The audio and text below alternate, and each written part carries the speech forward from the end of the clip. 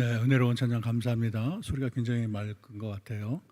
하나님께서 우리 할렐루야 찬양대의 찬양을 기뻐 받으실 줄로 믿습니다. 아멘. 우리 옆 사람 인사합시다. 잘 오셨습니다. 반갑습니다. 네. 우리 또 영상으로 예배 보는 분들도 주의 이름으로 축복합니다. 우리가 지금 이제 30%가 됐는데 정부 정책이 바뀌어서 이제 50%까지 우리가 450명을 이제 수용할 수 있어요. 그래서 이런 자리 걱정하지 마시고 여러분 다들 나와서 예배 드리기를 바랍니다.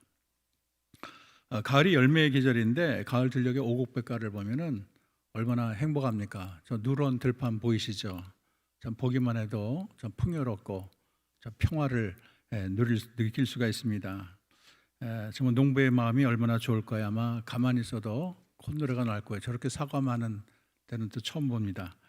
인생의 가을에 여러분은 주께 어떤 열매를 맺기를 원하십니까? 여러분의 인생의 나무에도 풍성한 열매가 맺혀서 우리 주님에게 기쁨이 되기를 소망합니다. 오늘 본문은 예수님과 하나님을 누구라고 소개했냐면 오늘 요한복음 1절을 봤더니 나는 참 포도나무요 내 아버지는 농부라 그렇게 말을 하고 있어요. 우리 어릴 때부터 많이 귀에 익히 들었고 또 찬양으로 많이 들었던 내용입니다. 예수님은 포도나무고 아버지는 농부다. 성부, 성자, 성령에서 성자가 성부를 향해서 아버지라고 부르고 있습니다. 5절에 봤더니 나는 포도나무여 너희는 가지라고 말을 하고 있어요. 농부의 관심이 어디에 있을까요? 농부는 얼마나 힘들고 정말 돌보는 게 좀 쉽지 않지만은 그 열매를 바라보고 모든 것을 참 견딜 수가 있습니다. 그래서 이 포도나무 비유를 보면 열매라는 게 6번이 나왔어요. 그거 보면 하나님께서 열매를 간절히 원한다 이렇게 생각할 수 있습니다. 얼마나 하나님이 열매를 원하면 농부에 비유했을까? 한 해 동안 피땀 흘린 그 농부의 마음은 오로지 열매에 있어요. 열매만 생각하고 정말 온 1년을 보내게 되는 것입니다. 근데 이제 비가 오지 않아서 막 그렇게 논밭이 막 갈라지고 그러면은 제일 가슴 아픈 게 농부의 마음이에요. 농부의 마음이 다 들어가요. 또 비가 많이 와서 이번에도 비가 와서 다 곡물이 다 크게 어려움을 겪었는데 농부의 마음이 가장 힘들고 어려운 거예요. 꼭 자기 자식과 똑같다 그래요. 그래서 제일 이 세상에 기분 좋은 게 뭐냐 그랬더니 이렇게 정말 말라서 정말 이게 목이 마를 정도로 마른 논에 물이 들어갈 때 그때 농부의 마음이 너무 좋다는 거예요. 그렇게 내 자식과 같이 여기는 게 자기의 논밭 그런 경작물이 되는 것입니다.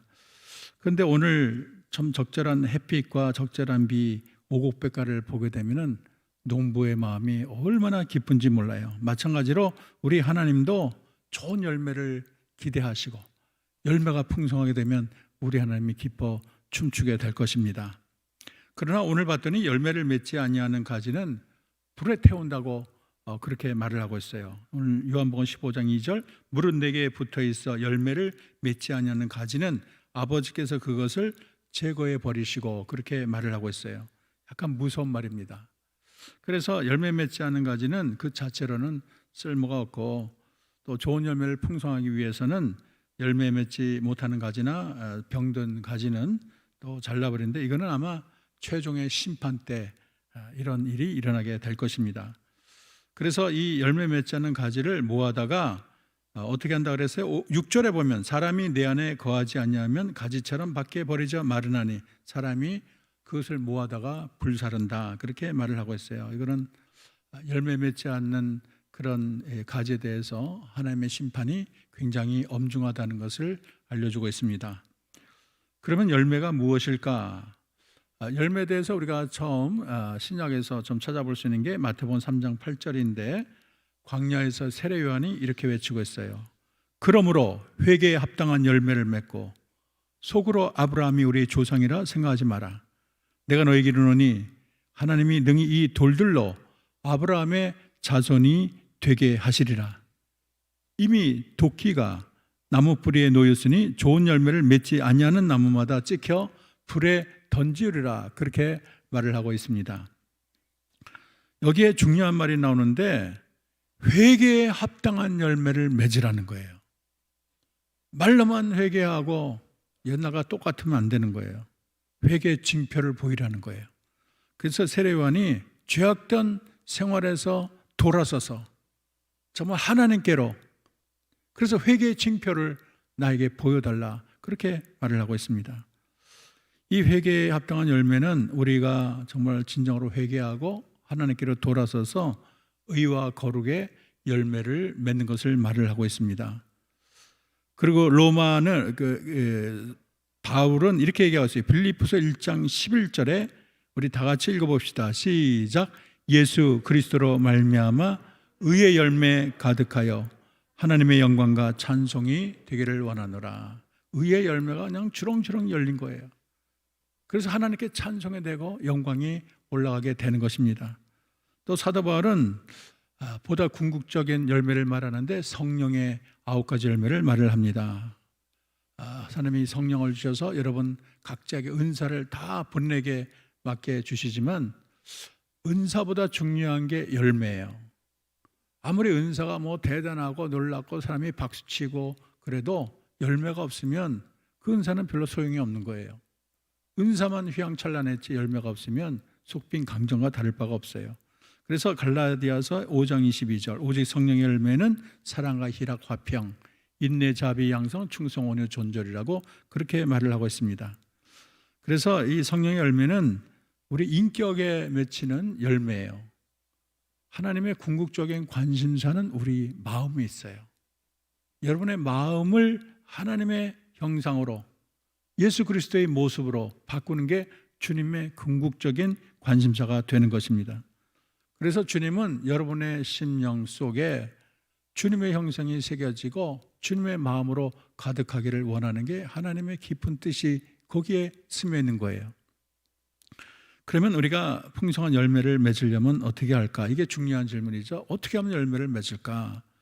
근데 성경은 굉장히, 예수님은 아주 간단히 말하고 있어요.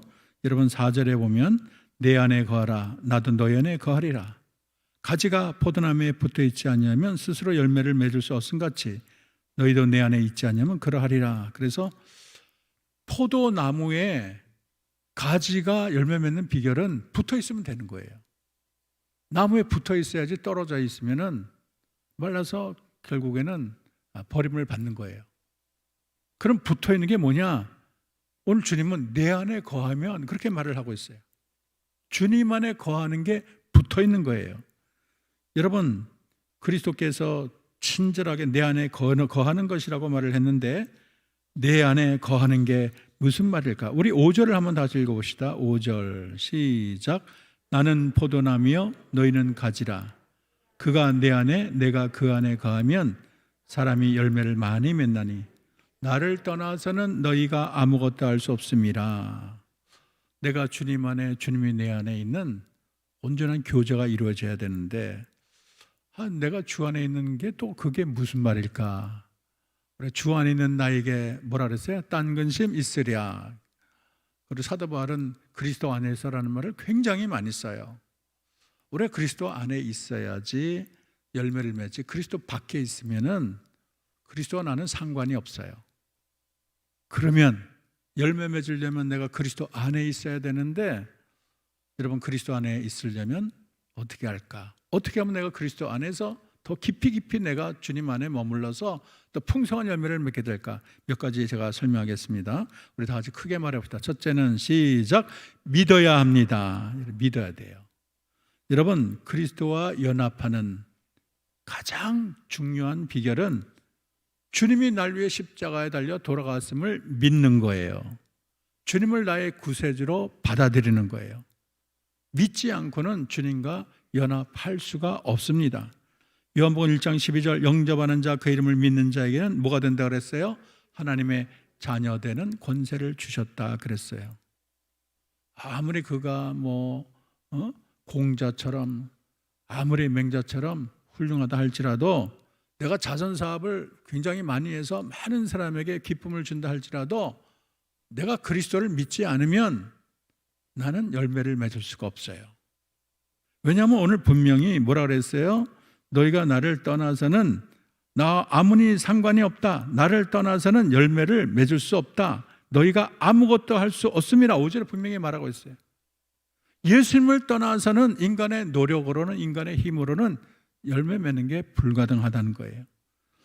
여러분, 천국은 내 힘으로 가는 게 아니에요. 내가 뭐 남들보다 의롭게 살아서, 남들보다 뭐 이렇게 약간 더 마음이 청결해서, 그거 절대 아니에요. 스스로 천국 갈 자는 이 세상에 한 명도 없어요. 의인은 없나니 하나도 없으며 성경은 말을 하고 있어요.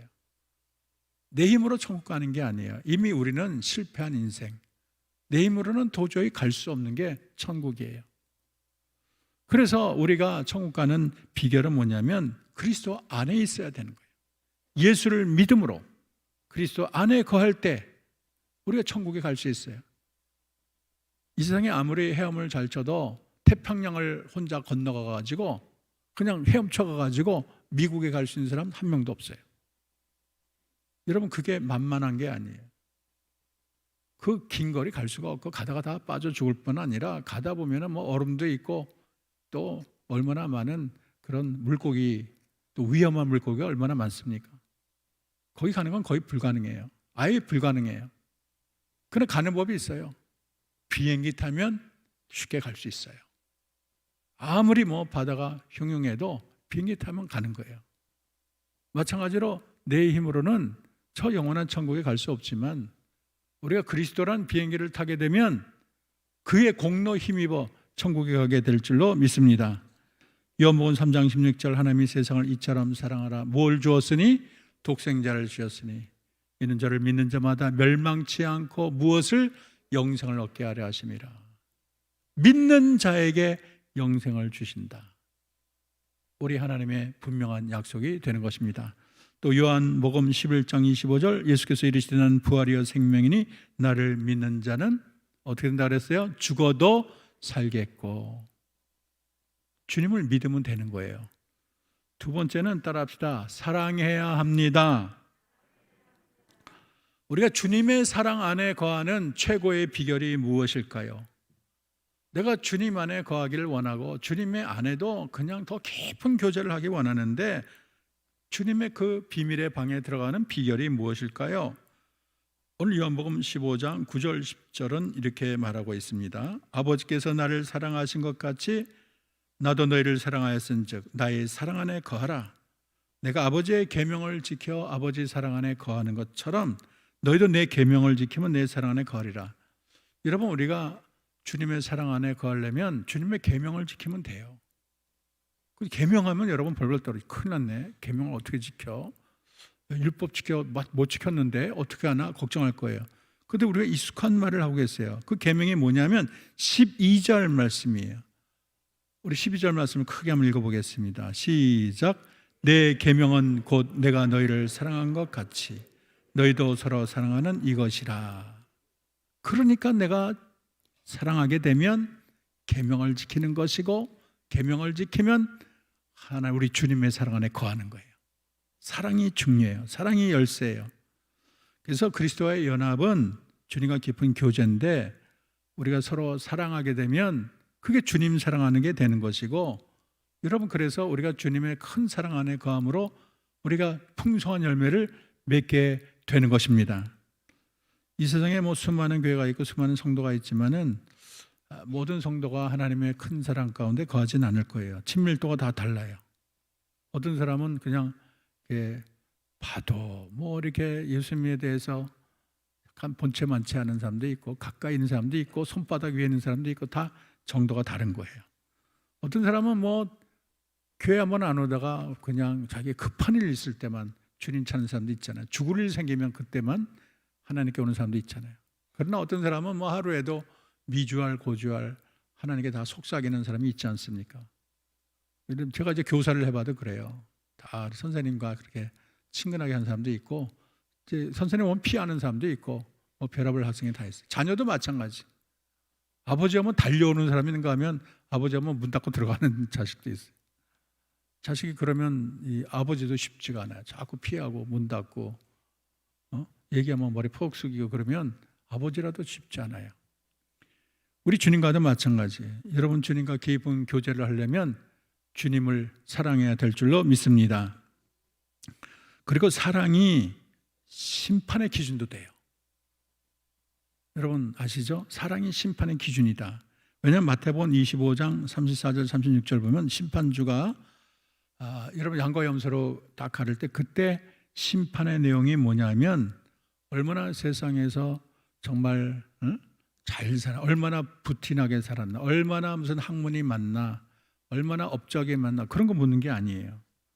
최후의 심판대에서 심판주가 묻는 질문은 이겁니다. 내가 굶주렸을 때 먹여 주었느냐, 목마를 때 마시게 했느냐, 벗었을 때 입혀 주었느냐, 나그네 되었을 때 너희가 영접했느냐, 한마디로 너희가 사랑을 베풀었느냐. 아니 우리가 주님을 언제 봤다고, 우리가 주님을 대접하고 굶주린 거 우리가 언제 봤습니까? 내 이웃에게 한 것이 너의 형제가 한 것이 곧 내게 한 것이라, 그렇게 주님이 말했어요. 그래서 여러분 이 땅에서 사랑을 실천하는 것이 하나님 사랑하는 거예요. 그래서 이 사랑을 많이 하는 자가 심판을 이기게 될 줄로 믿습니다. 세 번째는 따라합시다. 순결해야 합니다. 우리 삶을 정결하게 하는 것이 열매 맺는 중요한 조건이라는 것을 아셔야 되겠습니다. 버려야 할 죄와 하나님 앞에 떳떳하지 않은 것 자기가 다 알고 있어요. 그런 걸 과감하게 버리는 게 중요합니다.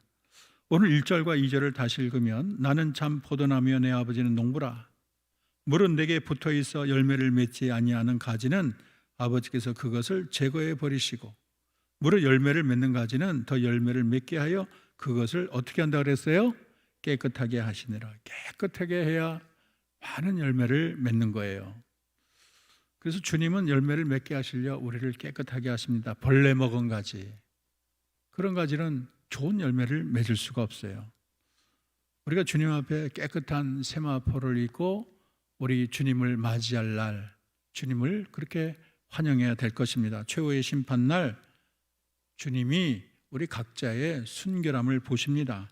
요한계시록 22장 14절 봤더니 그 두루마기를 빠는 자는 복이 있으니 이는 저희가 생명나무에 나가며 문들을 통하여 성에 들어갈 권세를 얻으려 함이라.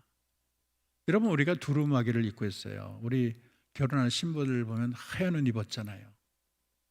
그런 두루마기를 입었는데 그걸 빨아야 돼요. 깨끗하게 해야 돼요. 거기 얼룩이 있고 지저분하고 이러면 안 되는 거예요. 이 두루마기를 빠는 것은 영적인 순결을 의미하고 있습니다. 영적으로 보면 예수님이 우리의 신랑이고 우리는 주님의 신부인데 기뻐 받을 만한 신부가 되려면 순결해야 돼요.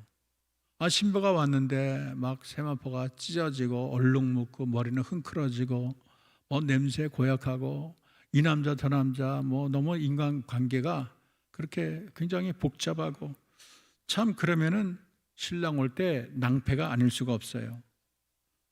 참 사랑하는 남편이 오는데 가장 반겨야 되는데 지금 오시면 안 되는데, 지금 오면 안 되는데, 웨딩드레스가 찢어졌는데, 금가락지가 갈라졌는데, 지금 오면 안 되는데, 다 발각되는데, 그러면 큰일 나는 거예요. 여러분 주님이 오실 때 순결을 보십니다. 요한계시록 14장에 보면 어린 양이 시온 산에 서 있어요. 물울에 우레소리 같은 검은 고소리가 나고 14만 4천 명이 새 노래를 부릅니다. 이 14만 4천이 딱 무슨 14만 4천이 아니고 상징적인 수라고 아시기를 바랍니다. 이들은 대환란을 피해서 어린 양과 함께 있는 14만 4천인데 성경은 그들을 이렇게 묘사하고 있습니다. 다 같이 읽어보겠습니다. 시작. 이 사람들은 여자와 더불어 더럽히지 아니하고 순결한 자라. 어린 양이 어디로 인도하든지 따라가는 자며 사랑 가운데 속량함을 받아 처음 익은 열매로 하나님과 어린 양에게 속한 자들이니 그 입에 거짓말이 없고 흠이 없는 자들이라. 14만 4천 명의 특징은 순결한 거예요. 깨끗한 자들이에요. 그들이 환난을 이기고 구원을 받고 영광의 자리에 입성하게 되는 것입니다. 베드로후서 3장 11절 12절 보면 심판날을 준비하는 자들에 대해서 이렇게 말을 하고 있습니다. 너희가 어떤 사람이 되어야 마땅하뇨? 거룩한 행실과 경건함으로 하나님의 날이 임하기를 바라보고 간절히 삼아라. 야, 예수 믿으면 모든 죄 사하니까 뭐 대충 죄를 지어도 괜찮아 이렇게 말하지 않았어요. 어떤 사람이 되어야 마땅하뇨? 거룩한 행실과 경건함으로 깨끗하게 살으라는 거예요. 하나님의 날이 임하기를 바라보고 간절히 삼아라. 주님의 날이 올수록 세마포를 정결하게 하는 노력을 그치지 말라고 성경은 말하고 있습니다. 그리고 한 가지 더 말하면요, 따라합시다. 영혼을 많이 구해야 합니다. 주님이 정말 기뻐하는 거예요. 하나님이 기뻐하는 거. 기뻐할수록 주님 안에 거하겠죠. 많은 영혼을 구원하세요. 내가 할 수 있는 한, 내가 뭐 너무 욕심 부릴 건 없고요, 내가 할 수 있는 한 최선을 다하면 되는 거예요. 다니엘서 12장 2절 3절 이 말씀이 제가 중학교 때가 읽고 너무 좋아서 자, 나 정말 영혼 구원의 일 하겠다. 그래서 아마 목사인 것 같아요. 여러분 한번 다 같이 읽어봅시다. 땅에 시작. 땅의 댓글 가운데서 자는 자 중에 많은 사람이 깨어나 영생을 받는 자도 있겠고 수치를 당하여 영원히 부끄러움을 당하는 자도 있을 것이며 3절 시작. 지혜 있는 자는 궁창의 빛과 같이 빛날 것이요 많은 사람을 옳은 대로 돌아오게 한 자는 별과 같이 영원토록 빛나리라. 황금 구절, 다이아몬드 같은 구절이에요. 많은 사람을 옳은 대로 돌아오게 한 자는 모처럼 빛나리라. 별과 같이 영원토록 빛나리라. 얼마나 귀한 말인지 몰라요. 여러분 이 말씀만 오늘 마음에 새겨도 여러분 대박 난 거예요. 이 말을 마음에 새기기를 바랍니다. 영혼을 구해 올리는 게 최고의 열매예요. 기르는 영혼, 한 영혼 주께 인도하면 하늘의 천사들과 잔치를 벌인다는 거예요. 여러분 누가복음 15장 7절 내가 너에게 이르노니 이와 같이 죄인 한 사람이 회개하면 하늘에서 회개할 것 없는 의인 99으로 말미암아 기뻐하는 것보다 더하리라. 멸망할 영혼 하나가 주께 천부여 의지 없어서 돌아오면 천국의 수많은 영혼으로 주님이 기뻐하는 것보다 더 기뻐한다는 거예요. 주님이 막 춤을 춰서 어쩔 줄 모른다는 거예요. 여러분 이 세상에 있을 때 영혼을 구할 찬스예요. 천국에 가면 하고 싶어도 영혼을 구원할 수 없어요. 거기 가서 아이고 이게 그렇게 중요한 거였어. 그때 깨달을 땐 늦은 거예요. 사도 바울은 데살로니가 전서 2장 19절에서도 중요한 얘기를 했습니다. 다 같이 읽어보겠습니다. 시작. 우리의 소망이나 기쁨이나 자랑의 멸류관이 무엇이냐? 주께서 강림하실 때 우리 주 예수 그분 앞에서 우리가 자랑할 것이 바로 너희가 아니냐?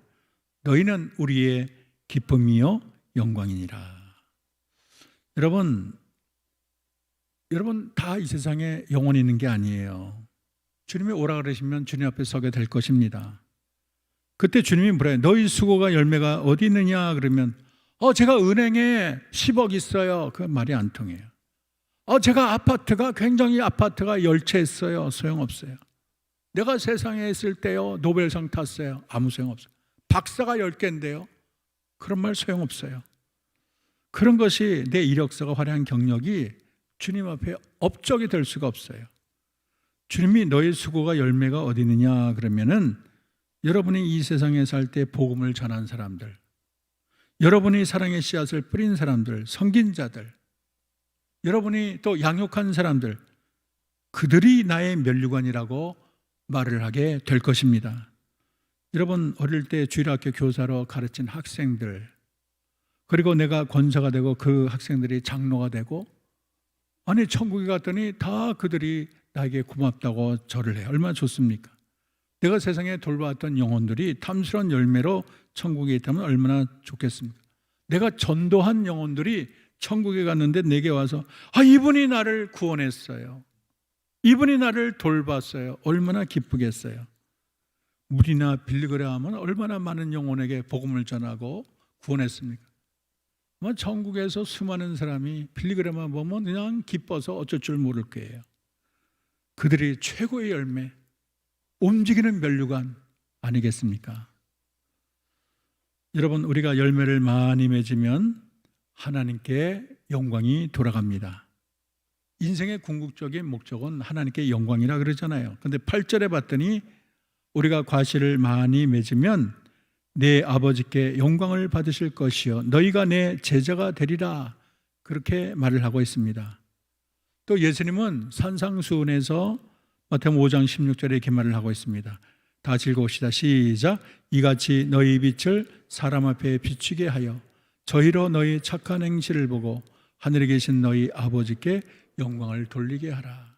여러분의 이 땅에 착한 행실을 많이 하게 되면 영광이 하나님께 들어가요. 저 사람이 믿는 예수 너무 좋아. 저 사람이 섬기는 교회 너무 좋아. 나도 저 사람 따라서 예수 믿겠어. 하나님께 영광이 계속 올라가는 거예요. 여러분은 주님을 만난 지 몇 년 됩니까? 교회 나온 지 몇 년 되셨나요? 내가 10년 됐다, 20년 됐다, 그게 중요한 게 아니고 내가 회개에 합당한 열매를 맺었나? 아니면 무늬만 크리스찬인가? 가방만 가지고 도서관에 왔다 갔다 하는 형식적인 교인인가? 자신을 생각해 봐야 돼요. 정말 주님을 내가 제대로 믿고 있나? 오늘 주님이 나를 불러도 내가 부끄러움이 없을까? 내가 주님을 믿어가면서 내 인격 속에 정말 주님이 살아 계신가? 내 안에 사랑의 열명이 풍성한가? 얼마나 내가 이웃을 사랑하고 주님의 사랑을 흘려보내고 있는가? 나를 통해서 구원받은 백성이 몇 명이나 되지? 이런 질문이 이 세상을 정리할 때 가장 중요한 질문으로 내게 떠오르게 될 것입니다. 그런데 인생에 정말 중요한 것은 마지막에 깨닫게 돼요. 그런데 너무 늦게 깨달아요. 어떤 것은 천국에 가서 깨닫습니다. 여러분, 이 땅에 우리 영원히 있는 것이 아니에요. 다 잠깐입니다. 하나님의 심판대 앞에 서게 될 날이 반드시 오게 될 거예요. 여러분의 나무가 하나님의 정원에 다 있어요. 어떤 나무는 풍성한 열매를 맺어서 주님의 기쁨을 주는데 어떤 나무는 빼빼 말라가지고 열매도 없고 그냥 한두 개 열린 그런 나무도 있어요. 얼마나 주님 앞에 부끄럽겠습니까? 인생 다 지나고 나면 남는 건 열매뿐인데, 여러분, 주님이 여러분 부르시기 전까지 정말 예수님 잘 믿읍시다. 많이 사랑합시다. 순결을 지킵시다. 많이 전도합시다.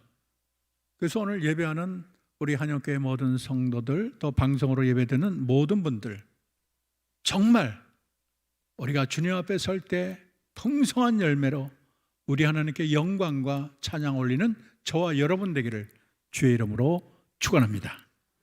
기도하겠습니다. 하나님, 그렇습니다. 우리 인생이 길지가 않습니다. 벌써 50, 60, 70이 다 됐습니다. 이제 주님이 오라 그러면 가야 되는데 남은 시간 동안 주님 잘 믿게 하시고 많이 사랑하게 하시고 순결을 지키게 하시고 많이 전도하게 하옵소서. 그래서 우리의 가지가 주님 안에 깊이 아버지 하나님, 주님과 연합해서 내가 주 안에, 주가 내 안에 있어 풍성한 열매로 하나님께 영광을 돌리게 하옵소서. 예수님의 이름으로 기도합니다. 아멘.